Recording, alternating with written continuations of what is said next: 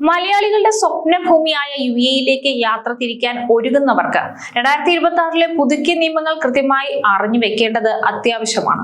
തൊഴിലിനും വിനോദത്തിനുമായി ഗൾഫിനെ ആശ്രയിക്കുന്നവരുടെ എണ്ണം വർദ്ധിക്കുമ്പോഴും അപേക്ഷകളിലെ ചെറിയ പിഴവുകൾ പോലും വിസ നിഷേധിക്കപ്പെടാൻ കാരണമാകുന്നുണ്ട്.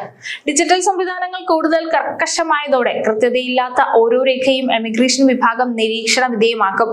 വിസ നടപടിക്രമങ്ങൾ ലളിതമാണെന്ന് തോന്നുമ്പോഴും നിയമപരമായ ചട്ടക്കൂടുകൾ പാലിക്കാത്തത് യാത്ര മുടങ്ങുന്നതിനും സാമ്പത്തിക നഷ്ടത്തിനും ഒക്കെ കാരണമാകും.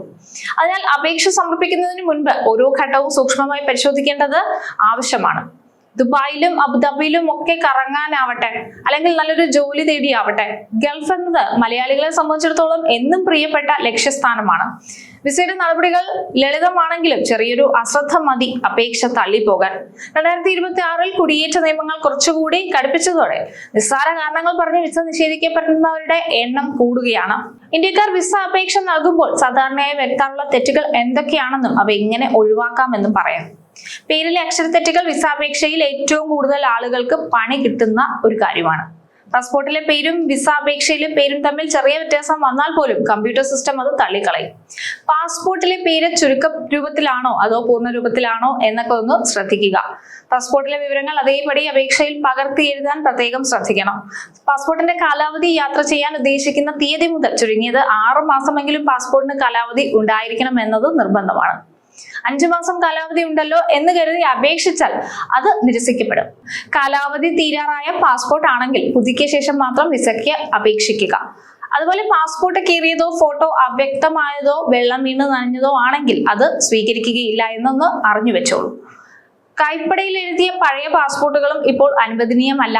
വിസ കിട്ടാൻ എളുപ്പ വഴികൾ നോക്കുന്നവരുണ്ട്. വിമാന ടിക്കറ്റ് ബുക്ക് ചെയ്യാതെ തന്നെ ബുക്ക് ചെയ്തെന്ന് കാണിക്കുന്ന ഡമ്മി ടിക്കറ്റുകളോ എഡിറ്റ് ചെയ്ത വ്യാജ ബാങ്ക് സ്റ്റേറ്റ്മെന്റുകളോ സമർപ്പിക്കുന്നത് വലിയ തെറ്റാണെന്ന് മനസ്സിലാക്കിക്കോളൂ. UAE എമിഗ്രേഷൻ സിസ്റ്റം വളരെ ശക്തമാണ്. വ്യാജരേഖകൾ പിടിക്കപ്പെട്ടാൽ വിസ തള്ളുന്നത് മാത്രമല്ല, ചിലപ്പോൾ ആജീവനാന്ത യാത്രാ വിലക്ക് വരെ ലഭിക്കാൻ സാധ്യതയുണ്ട്. അതിനാൽ വിസ ഏജന്റുമാരെ വിശ്വസിച്ച് വ്യാജരേഖകൾ ചമയ്ക്കാതിരിക്കുക. ഇനി സാമ്പത്തിക ഭദ്രതയെ കുറിച്ചാണ്.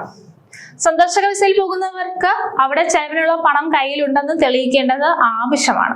പ്രത്യേകിച്ച് ജോലിയില്ലാത്തവരും വിദ്യാർത്ഥികളും ഇക്കാര്യം ശ്രദ്ധിക്കണം. ജോബ് സീക്കർ വിസയ്ക്ക് അപേക്ഷിക്കുമ്പോൾ 3 മുതൽ 6 മാസം വരെയുള്ള ബാങ്ക് സ്റ്റേറ്റ്മെന്റുകൾ ഹാജരാക്കിയിരിക്കണം. അക്കൗണ്ടിൽ സ്ഥിരമായി പണമില്ലാതിരിക്കുകയും പെട്ടെന്നൊരു ദിവസം വലിയ തുക നിക്ഷേപിക്കുകയും ചെയ്താൽ അത് സംശയത്തിനിടയാക്കിയേക്കാം. വിസ കാലാവധി കഴിഞ്ഞാൽ നിങ്ങൾ നാട്ടിലേക്ക് മടങ്ങുമെന്ന് ഇമിഗ്രേഷൻ അധികൃതർക്ക് ബോധ്യപ്പെടണം. സന്ദർശക വിസയിൽ വന്ന് അനധികൃതമായി തങ്ങുമോ എന്ന ഭയം അധികൃതർക്ക് ഉണ്ടാകും. നിങ്ങൾക്ക് നാട്ടിൽ സ്ഥിരമായ ജോലി ഉണ്ടെന്നതിന്റെ രേഖ, നാട്ടിലെ സ്വത്ത് വിവരങ്ങൾ അല്ലെങ്കിൽ കുടുംബാംഗങ്ങളുടെ വിവരങ്ങൾ എന്നിവ രേഖകളായി കാണിക്കാം. വിസ കാറ്റഗറിയെ കുറിച്ചാണ് അടുത്തത്. ടൂറിസ്റ്റ് വിസയിൽ പോയി ജോലി അന്വേഷിക്കുന്നവരുണ്ട്. ഇത് സാധാരണമാണെങ്കിലും അപേക്ഷയിൽ തൊഴിലന്വേഷണം എന്ന് കാണിക്കുന്നത് വിസ നിഷേധിക്കാൻ കാരണമായേക്കാം. നിങ്ങൾ എന്തിനാണോ പോകുന്നത് അതിനനുസരിച്ചുള്ള വിസ തിരഞ്ഞെടുക്കുക. ബിസിനസ് മീറ്റിങ്ങുകൾക്കാണെങ്കിൽ ബിസിനസ് വിസയും, കറങ്ങി നടക്കാനാണെങ്കിൽ ടൂറിസ്റ്റ് വിസയും തിരഞ്ഞെടുക്കുക. ഇപ്പോൾ UAE ജോലി അന്വേഷിക്കുന്നവർക്ക് മാത്രമായി ജോബ് സീക്കർ വിസ എന്നൊരു കാറ്റഗറി തന്നെയുണ്ട്. സ്പോൺസർമാരുടെ ആവശ്യമില്ലാതെ ജോലി അന്വേഷിക്കാൻ ഇത് നിങ്ങളെ സഹായിക്കും. UAE വിസ അപേക്ഷകൾ നിരസിക്കപ്പെടാതിരിക്കാൻ കൃത്യമായ ആസൂത്രണവും സുതാര്യതയും ഒക്കെ വേണം. വ്യാജരേഖകൾ നൽകി അധികൃതരെ കബളിപ്പിക്കാൻ ശ്രമിക്കുന്നത് ഭാവിയിലെ എല്ലാ യാത്രാ സാധ്യതകളെയും എന്നേക്കുമായി ഇല്ലാതാക്കി കളയും. 2026 കർശനമായ നിയമങ്ങൾ പാലിച്ചുകൊണ്ട് ശരിയായ വിസ കാറ്റഗറികൾ തിരഞ്ഞെടുക്കുന്നതും പാസ്പോർട്ടിലെ വിവരങ്ങൾ പിശകില്ലാതെ രേഖപ്പെടുത്തുന്നതും വിജയകരമായ യാത്രയ്ക്ക് ഉറപ്പ് നൽകുന്നതാണ്. ഏജന്റുമാരെ മാത്രം വിശ്വസിക്കാതെ ഔദ്യോഗിക പോർട്ടലുകൾ വഴി വിവരങ്ങൾ ഒത്തുനോക്കുന്നത് സുരക്ഷിതമായിരിക്കും. കൃത്യമായ തയ്യാറെടുപ്പുകളോടെ അപേക്ഷിച്ചാൽ ഗൾഫ് സ്വപ്നങ്ങൾ യാഥാർത്ഥ്യമാക്കാൻ ഒരു തടസ്സവുമില്ലെന്ന് അറിഞ്ഞോളൂ.